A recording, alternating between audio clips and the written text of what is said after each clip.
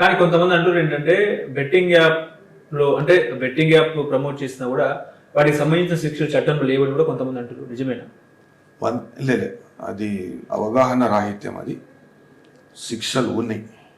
ఇప్పుడు twin cities cinema and cultural society are association club versus state of Andhra Pradesh అనే కేసులో ప్రప్రథమంగా రమ్మీ అనే వీళ్ళు ఇదే చెప్పుకుంటారు. ఇప్పుడు నేను ఇప్పటిదాకా చూపెట్టిన కదా, పోకరు, వీళ్ళు ఇదే చెప్తారు. రమ్మీ అనేది ఒక స్కిల్ గేమ్గా నైపుణ్యతతో కూడిన ఆటగా గుర్తించబడ్డది. కాబట్టి మేము నైపుణ్యత అనేది పెంచుతున్నాము తెలంగాణ సమాజంలో, లేకుంటే పక్క రాష్ట్రమైన ఆంధ్రప్రదేశ్ నైపుణ్యత అనేది పెంచుతున్నాము. కాబట్టి ఈ చట్టాలు మాకు వర్తించవు అని. కానీ పోలీసులు కూడా నిర్వాహకులను వదిలేసి కేవలం సెలబ్రిటీల మీద ఎందుకు పడ్డారంటారు? ఇవాళైతే కొంతమంది బెట్టింగ్ యాప్స్ వీళ్ళ నిర్వాహకుల మీద కేసు పెట్టారు కదా. ఓకే, ఇప్పుడు పోలీస్ వాళ్ళు సాంకేతికంగా ఏదన్నా దానిలో లోపాలు ఉంటే 100% న్యాయ వ్యవస్థ వీటిని సరిదిద్దుతుంది. లేకుంటే నా సొంటి ఒక సామాజిక స్పృహ కలిగిన ఒక న్యాయవాది కానీ, న్యాయవాదులు కానీ, న్యాయవాద సంఘాలు కానీ, లేకుంటే సమాజంలో చైతన్యవంతులైన వ్యక్తులు కానీ పోలీసు వాళ్ళ దృష్టికి తీసుకొస్తారు. దృష్టికి తీసుకొచ్చినప్పుడు ఏమవుతుందంటే, ఇప్పుడు ఈ కామన్ పబ్లిక్ ఏమర్థమవుతుంది? నందు ఇది ఏమంటాడు, రమ్య అంటాడు. ఇప్పుడు నేను చెప్పేదాకా దీనిలో పోకర్ ఆట ఆడిపిస్తారని చెప్పేసి ఎవరికి తెలియదు. అంటే ఇప్పుడు సోషల్ మీడియా కానీ, డిజిటల్ మీడియా కానీ, లేకుంటే ఎలక్ట్రానిక్ మీడియా, లేకుంటే ప్రింట్ మీడియా, ఇటువంటి విషయాలు ప్రజలకు తెలియపరచాలి.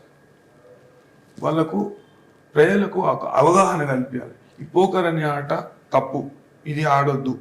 కొంతమంది క్షేత్రస్థాయిలో కొంతమంది పోలీస్ వాళ్ళు నా దగ్గరకు వచ్చిన బాధితులు చెప్తున్నారు. క్షేత్రస్థాయిలో కొంతమంది పోలీస్ వాళ్ళు ఏమంటారంటే, నువ్వు కూడా ఆడినావు కదా, నీ మీద కూడా కేసు పెడతాం అని అంటారు. అంటే వాడిని కేసు పెట్టకుండా ఆపనీకి అది కరెక్ట్ కాదు, అది తప్పు కాదు, అది తప్పు. ఎందుకంటే దీనిలో ఇది మొత్తం చట్ట ప్రకారం లీగలే, ఇది నాకు యాక్సెసబుల్లే అన్నప్పుడు వాడు ఆడతాడు. వాడేం దాచుకొని ఆడతలేడు కదా. ఇప్పుడు ఇది ఈ సంస్థలే చెప్తున్నాయి ఈ చట్ట ప్రకారం కరెక్టే.